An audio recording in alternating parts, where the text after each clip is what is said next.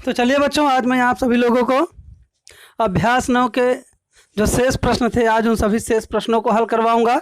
तो चलिए, आज मैं आप सभी लोगों को प्रश्न संख्या 5 यानी कि 5वां प्रश्न बताने चल रहा हूं। 5वें प्रश्न में आपसे कहा गया है कि 1.5 मीटर लंबा लड़का 30 मीटर ऊंचे एक भवन से कुछ दूरी पर खड़ा है। जब वह भवन की ओर जाता है तब उसकी आंख से भवन के शिखर का उन्नयन कोण 30 अंश से 60 अंश हो जाता है। बताइए कि वह भवन की ओर कितनी दूरी चलकर गया है। तो बच्चों, यहाँ पर जो प्रश्न दिया गया है उसमें कहा जा रहा है कि एक भवन है और भवन के सामने ही एक लड़का खड़ा है और लड़का कुछ देर बाद भवन की ओर चलना शुरू कर देता है और जो उसके आँखों से बनने वाला कोण था भवन के शिखर से, वो 30 अंश से बढ़ करके 60 अंश हो जाता है। तो लड़का भवन की ओर कितनी दूरी चलकर गया है, हमको वही दूरी निकालना है कि लड़का भवन की ओर कितनी दूरी चलकर जा रहा है। तो सबसे पहले बच्चों, हमने आपको बताया है कि चित्र खींचना सबसे ज़रूरी होता है। जब तक आप चित्र नहीं खींच पाएंगे तब तक आप प्रश्न नहीं बना सकते हैं। तो चलिए, सबसे पहले चित्र खींचा जाए।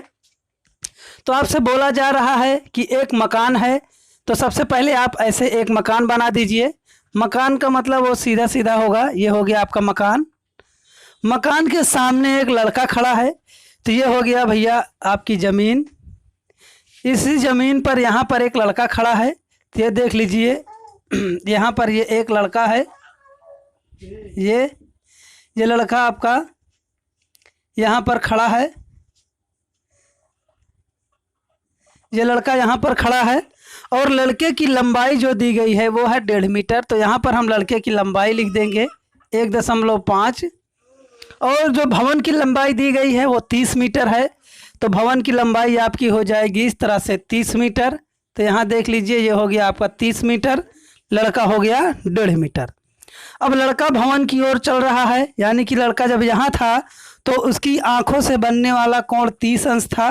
तो ये है इसकी आँखें, आँखों से ऐसे सीधी लाइन खींच देंगे आप, तो ये हो गया आपका दृष्टि रेखा। उसकी आँखों से जो शिखर पर जाने वाली रेखा है इसे कहते हैं दृष्टि रेखा। अब लड़के के आँख के समांतर यानी सीधी में एक रेखा खींचेंगे, तो ये हो गया लड़के के सीध में एक रेखा। अब लड़का कहा जा रहा है कि ये लड़का जो है ये कुछ दूरी मकान की ओर चल रहा है, यानी कि यहाँ से कुछ आगे की ओर ऐसे चलते हुए मकान की ओर आएगा। तब मान लीजिए लड़का चलकर यहाँ पहुँच चुका है, ये हो गया लड़का चल के आ चुका है यहाँ पर।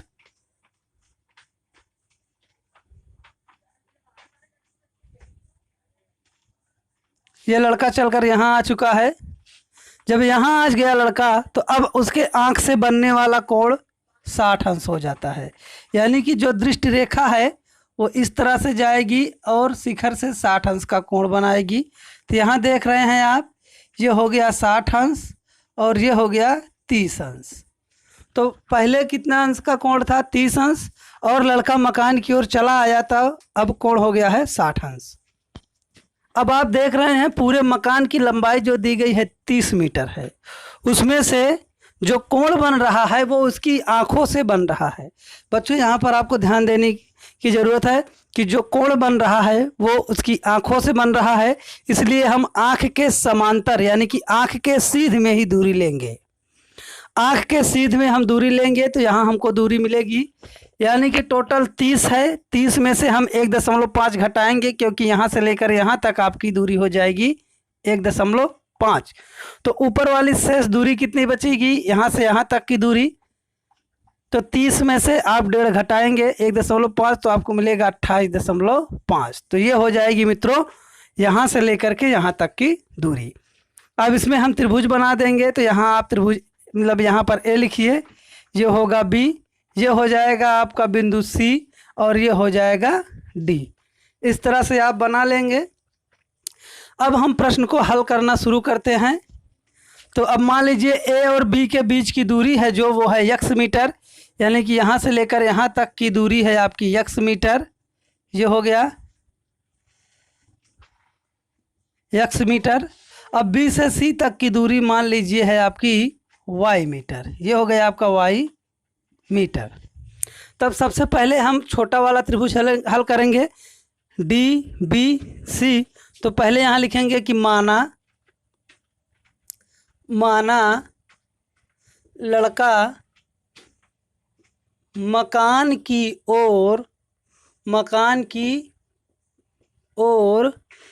x मीटर जाता है। कितना दूरी जा रहा है बच्चों?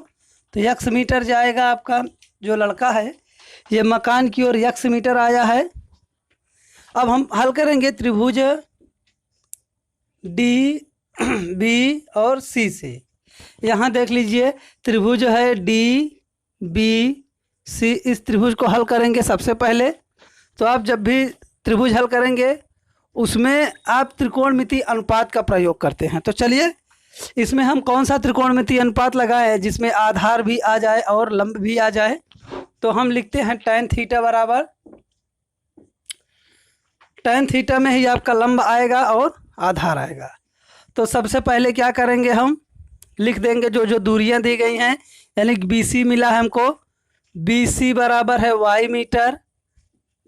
और ऊपर से देख लीजिए D से C तक की दूरी है 28.5, तो ये हो जाएगा आपका DC बराबर 28.5 मीटर। अब हम लगाएंगे यहाँ पर tan थीटा बराबर होता है आपका लंब बटे में आधार। तो यहाँ देख लीजिए ये है आपका लंब, DC है आपका लंब, तो यहाँ लिख देंगे हम DC बटे में आधार है आपका BC, तो ये हो गया BC। तो यहाँ लिखेंगे tan।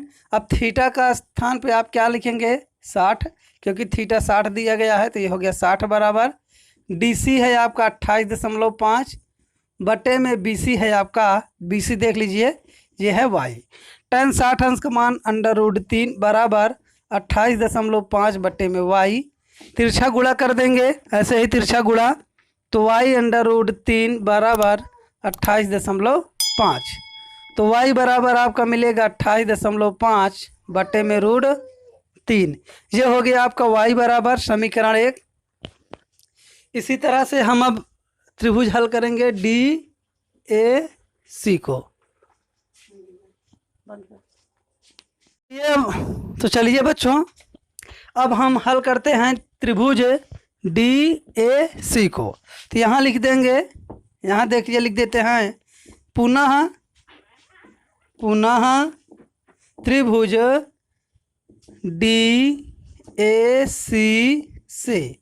DAC से जब आप लिखेंगे तो यहाँ पे आधार आपका होगा AC। यहाँ A से लेकर C तक ये आपका पूरा आधार होगा। तो AC बराबर हो जाएगा आपका x प्लस y, क्योंकि x और y को जब हम जोड़ देंगे तब हमारा A से C तक की दूरी मिलेगी, इसलिए AC बराबर हो जाएगा आपका x प्लस y। और आपका जो लंब है यानी कि DC आपका रहेगा 28.5। तब अब यहाँ पर देख लीजिए tan थीटा बराबर, क्योंकि थीटा बराबर ही हम निकालेंगे पहले tan थीटा, क्योंकि हमको लंब और आधार ही मिला है, इसलिए हम ऐसे त्रिकोणमितीय अनुपात का प्रयोग करेंगे जिसमें लंब आए और आपका आधार आए। तो tan थीटा बराबर होगा आपका लंब का मतलब है DC, ये है आपका DC बटे आधार का मतलब होगा आपका AC। ये आधार है पूरा AC, यहाँ से लेकर के यहाँ तक AC आपका आधार है। अब यहाँ हो गया tan थीटा के स्थान पर लिखिएगा 30 अंश बराबर DC आपका है 28.5 बटे में AC, यानी कि x प्लस y। यहाँ tan 30 अंश का मान निकालेंगे तो 1 बटे में √3 बराबर 28.5 बटे में x प्लस y। तिरछा गुणा कर देंगे तो ये होगा x प्लस y बराबर 28.5 √3। ये हो गया आपका x बराबर। अब हम बच्चों समीकरण 2 में समीकरण 1 का मान रख देंगे, तो यहाँ लिखेंगे हम बगल में समीकरण 2 में समीकरण 1 का मान रखने पर, मान रख देंगे हम। तो देखिए यहाँ है x आपका, तो पहले x प्लस y, तो y बराबर देखिए यहाँ निकाले हैं हम 28.5 बटे में √3 बराबर है आपका 28.5 √3। तो अब यहाँ पर हम इसको बराबर को दूसरे साइड में ले जाएंगे, तो x बराबर होगा 28.5 √3 माइनस 28.5 बटे में √3। तो x बराबर, अब √3 का गुणा √3 में करेंगे तो ये हो जाएगा 28.5 गुणे में 3 माइनस 28.5 पूरे के बटे होगा ये √3। तो x बराबर हो जाएगा, दोनों को गुणा कर दीजिए, तो ये हो जाएगा आपका 87.5 माइनस 28.5 पूरे का बटा √3। अब आप घटाएंगे तो ये तो देख लीजिए पूरा वहाँ तक नहीं हल हो पाया है। अब यहाँ बगल में हल कर देते हैं, जो बगल में था इसको मिटा के यहाँ पर हल कर देते हैं। देख लीजिएगा आप सब लोग, यहाँ पर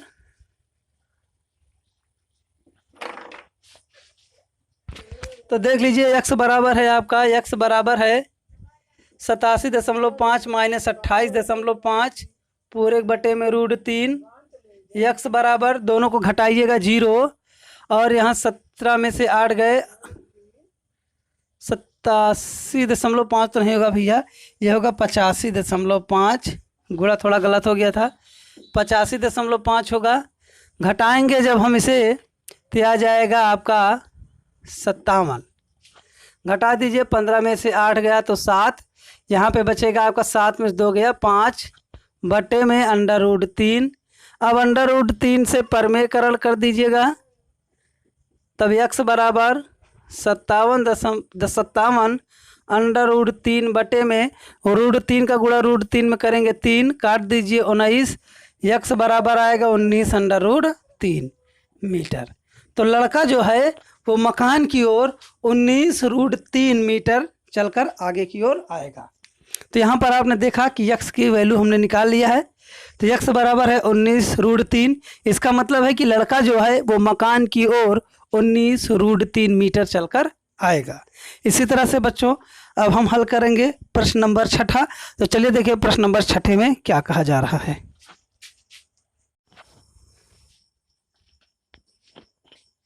तो चलिए बच्चों हम अब अगला प्रश्न देखते हैं कि अगले प्रश्न में क्या दिया गया है और हमको क्या निकालना है। तो चलिए देखते हैं।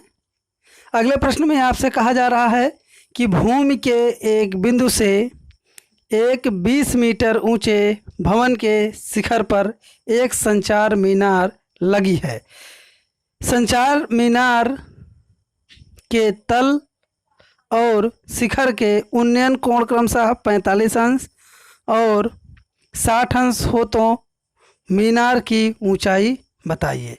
तो बच्चों यहाँ पर आपको दिया गया है कि एक मकान है और मकान के ऊपर एक संचार मीनार लगी है। संचार मीनार का मतलब होता है बच्चों टावर, यानी कि एक मकान के ऊपर एक टावर लगा हुआ है और कह रहा है कि टावर के शिखर से जमीन पर किसी बिंदु से 60 अंश का कोण बन रहा है और उसी बिंदु से, यानी कि जो जमीन वाला बिंदु है उसी बिंदु से मीनार के तल का, यानी जो नीचे वाला तल होता है उसका कोण 45 अंश है।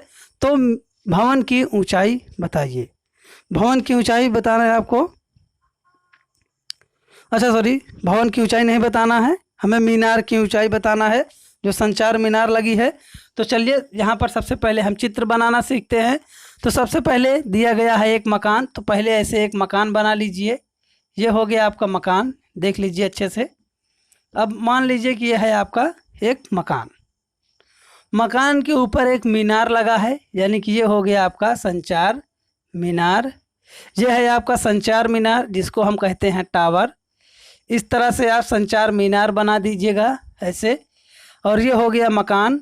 मकान की ऊंचाई जो दी गई है वो है 20 मीटर, तो ऐसे मकान की ऊंचाई लिख देंगे हम 20 मीटर। संचार मीनार की ऊंचाई हमको निकालना है, तो इसकी ऊंचाई नहीं दी गई है, इसको हम मानेंगे कि संचार मीनार की ऊंचाई जो है वो एच मीटर है। इसको मान लेते हैं हम एच मीटर। इतना बना लिए हैं। अब कहा जा रहा है कि ज़मीन के किसी बिंदु से, यानी कि ज़मीन का कोई भी बिंदु होगा, तो इस तरह से मान लीजिए ये आपकी ज़मीन है, ज़मीन पर यहाँ एक बिंदु है, ये है आपका एक बिंदु। इस बिंदु से शिखर का जो कोण बन रहा है, इस बिंदु से ऐसे शिखर का जो कोण बनेगा वो 60 डिग्री है, यानी कि 60 अंश। और जो तल का कोण है वो 45 अंश है। तो तल वाला कोण खींच लेते हैं, ये है तल का कोण, यानी कि मीनार वाला आपका मिल गया 60 अंश, और जो तली का कोण है नीचे वाला वो है 45 अंश। तो बच्चों ये हो गया आपका चित्र। इसमें हम लिख देते हैं कि बिंदु से भवन के बीच दूरी, यानी बिंदु एवं भवन के बीच की दूरी है आपका d मीटर, यानी कि जो बिंदु है और भवन और बिंदु के बीच की दूरी आपकी है d मीटर। इसको तो दिया नहीं गया है, इसको हम मान लेते हैं कि d मीटर है। अब उसके बाद हम यहाँ सबका वो लिख देते हैं नाम, जैसे यहाँ हो गया ये बिंदु A, यहाँ पर लिखेंगे हम बिंदु B, ये हो गया बिंदु C, और ये सबसे ऊपर वाला बिंदु हो गया D। तो इतना लिख लेंगे। अब बच्चों हम हल करते हैं। सबसे पहले छोटा वाला त्रिभुज हल करना है, तो जब भी आप सवाल लगाएंगे सबसे पहले आप छोटा वाला त्रिभुज ही हल कीजिएगा। तो चलिए सबसे पहले छोटा त्रिभुज हल करते हैं। तो बच्चों यहाँ पर आप देख रहे हैं छोटा वाला त्रिभुज है, त्रिभुज CAB। इस C को यहाँ लिखा जाना चाहिए था, यहाँ भी लिख सकते हैं आप इस बिंदु पर। तो चलिए यहाँ लिख दिए, इसका मतलब यहाँ होगा, इस तरह से C लिख दीजिएगा, और यहाँ हो जाएगा आपका ये B, ये है। तो सबसे पहले हम छोटा वाला त्रिभुज हल करेंगे, यानी कि त्रिभुज CAB से। तो यहाँ लिख देंगे हम त्रिभुज CAB से। त्रिभुज CAB में जो जो दिया गया उसको पहले लिखेंगे। तो भवन की ऊंचाई दिया गया है, तो यहाँ लिखेंगे भवन की ऊंचाई बराबर 20 मीटर। बिंदु एवं भवन के बीच दूरी, भवन के बीच दूरी बराबर दिया गया है d मीटर। अब यहाँ लिखेंगे माना संचार मीनार की ऊंचाई बराबर h मीटर। बच्चों यहाँ पर हम संचार मीनार की जो ऊंचाई है उसको h मीटर मानते हैं। अब चलिए हम इस त्रिभुज में देखते हैं कि हमको क्या क्या दिया गया है। त्रिभुज CAB में हमें लंब मिला है और ये आधार। तो हम ऐसा त्रिकोणमितीय अनुपात लगाएंगे जिसमें आपका लंब आ जाए और आधार आ जाए। तो आप सभी लोग जानते हैं कि tan थीटा में ही आता है लंब और आधार। तो यहाँ लिखेंगे थीटा बराबर tan थीटा बराबर लंब का मतलब है आपका BC। देख लीजिएगा tan में आएगा आपका लंब बटे आधार, तो पहले लंब लिखना है। तो लंब है आपका BC, ये हो गया आपका BC बटे आधार है आपका AB, तो यहाँ लिख देंगे हम AB। तो ये हो जाएगा tan थीटा। तो देखिए त्रिभुज CAB, ये जो त्रिभुज आपको दिख रहा है ऐसा ये त्रिभुज आपका छोटा वाला जो है इस तरह से, इस त्रिभुज में देखिए जो थीटा है वो है 45 अंश। तो यहाँ थीटा के स्थान पर हम लिखेंगे 45 अंश बराबर BC। तो BC देख लीजिए आपको कितना दिया गया है 20 मीटर। तो यहाँ लिखेंगे 20 बटे में AB है आपका D, तो यहाँ लिख देते हैं हम D। तो tan 45 अंश का मान जब आप निकालेंगे तो उसका मान होता है 1 बराबर 20 बटे में D। तो तिरछा गुणा कर देंगे तो D एक नाम D, यानी D बराबर मिलेगा 20 मीटर। तो आपका मिल गया है D। चूँकि हमको D नहीं निकालना था, हमको निकालना था संचार मीनार की ऊंचाई, तो हम यहाँ लिखेंगे पुनः त्रिभुज। अब दोबारा त्रिभुज कौन कौन सा लेना है इसको देख लीजिएगा, DAB, यानी कि इस त्रिभुज को लेना है। जो बड़ा वाला त्रिभुज है यहाँ से लेकर के ऐसे देखिए, ये जो बड़ा वाला त्रिभुज आपका बन रहा है ये बड़ा, इस त्रिभुज को लेना है। तो हम लिखेंगे त्रिभुज DAB से। तो इसमें आप देख लीजिए dB बराबर जो दिया गया है, dB बराबर, तो D से लेकर यहाँ D से लेकर B तक dB बराबर होगा आपका h प्लस 20, क्योंकि यहाँ से लेकर यहाँ तक h है और उसके नीचे है 20, तो टोटल दूरी होगी h प्लस 20। तो यहाँ dB बराबर हो जाएगा h प्लस 20, और जो आधार आपका है AB, ये AB बराबर है D, यानी कि D का मान निकला है 20, और इसमें जो थीटा दिया गया है वो है आपका 60 अंश। बड़े वाले त्रिभुज में जो थीटा है वो आपका 60 है, 60 अंश।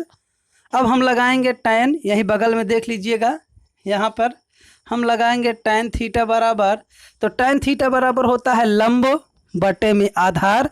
लंब का मतलब है dB, यहाँ D से लेकर B तक आपका लंब है, तो ये हो जाएगा लंब dB बटे में आधार है आपका AB, तो ये हो गया AB। तो यहाँ लिखिएगा tan थीटा आपका 60 डिग्री बराबर dB, तो dB आप देख लीजिए क्या दिया गया है, dB है आपका h प्लस 20, तो यहाँ लिखेंगे h प्लस 20 बटे AB। AB आपका दिया गया है 20, तो यहाँ लिख देंगे 20। यहाँ 60 है, 60 का मान होता है √3 बराबर h प्लस 20 बटे में 20। जब आप तिरछा गुणा करेंगे, तिरछा गुणा, तो 20 का गुणा √3 में हो जाएगा, तो ये होगा 20 √3 बराबर 1 का गुणा आप इधर करेंगे तो ये हो जाएगा h प्लस 20। तो अब आप 20 को दूसरी तरफ लेके आइएगा, अंक को अंक की तरफ लाना है, तो ये हो जाएगा 20 √3 माइनस 20 बराबर h। अब आप देखिए 20 दोनों में मिल रहा है, तो 20 हम कॉमन कर देंगे, ये हो जाएगा आपका √3 माइनस 1 बराबर h। यानी कि जो मीनार की ऊंचाई है, मीनार की ऊंचाई बराबर 20 ब्रैकेट में होगा √3 माइनस 1, तो ये हो गया बच्चों मीनार की ऊंचाई। इस तरह से आप इस प्रश्न को हल करिएगा, निश्चित ही आपको अच्छे से आ जाएगा। और जहाँ भी आपको समझ में आए कमेंट करिए, चैनल को सब्सक्राइब भी कर लीजिए, क्योंकि मैं लगातार वीडियो अपलोड कर रहा हूँ। यदि जो मेरे नए व्यूवर्स हैं, जो नए मेरे वीडियो को देख रहे हैं, वो सब लोग चैनल को सब्सक्राइब कर लीजिए, क्योंकि मैं लगातार आपके लिए वीडियो अपलोड कर रहा हूँ, जिससे आपको नोटिफिकेशन मिलता रहे। जब भी मैं नया चैप्टर कोई पढ़ाऊँ उसका नोटिफिकेशन आपको मिल जाए। आप निश्चिंत ही चाहे जहाँ कोचिंग करते रहिए, चाहे जहाँ करिए, ये तो आपका फ्री है, इसमें तो आपको पैसा लगना नहीं है, आपको केवल सब्सक्राइब करना है। जब आप सब्सक्राइब किए रहेंगे तो जैसे ही मैं वीडियो अपलोड करूँगा आपको मिल जाएगा, और आप जो तैयारी कर रहे हैं उसमें आपका प्लस पॉइंट हो जाएगा, जिससे आप और अधिक अच्छे से तैयारी कर सकते हैं। तो चलिए हम देखते हैं अगला प्रश्न। अगले प्रश्न में आपको क्या दिया गया है उसको देखेंगे, उसको सीखेंगे और उसको आपको बताएंगे। तो लगे रहिए, लगातार संघर्ष कीजिए, जो संघर्ष करता है वही सफल होता है। संघर्ष करने वाले की कहानी लिखी जाती है और सोने वाले की कहानी नहीं लिखी जाती है बच्चों। तो यदि आप चाहते हैं कि आपका भी नंबर आपके मित्रों जैसा हो, तो आप भी आज से ही जुड़ जाइए, आज से लगातार लगे रहिए। जितना मैं पढ़ाऊँ उतना आप पढ़िए, निश्चित ही आप अच्छा अंक हासिल करेंगे। तो चलिए अगला प्रश्न देखते हैं।